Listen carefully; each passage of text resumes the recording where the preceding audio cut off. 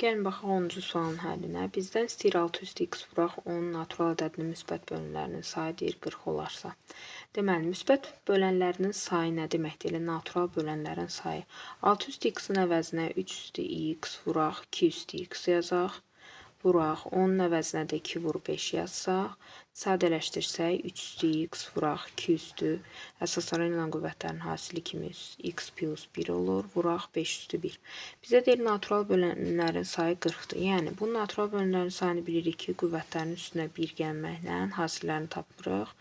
Yəni x plus 1-in üstünə də 1 gəlsəm x plus 2, 1-in üstünə 1 gəlsəm 2 bərabərdir 40-a. Hər tərəfi 2-yə bölsəm 20. Vurub atsaq x kvadratı, 1x burada, 2x burada, 3x, plus 2 minus 20, o da edir mənfi 18, 20-ni də bərabərliyin digər tərəfinə keçirsək. Deməli, köylərimizin biri olur mənfi 6, biri 3.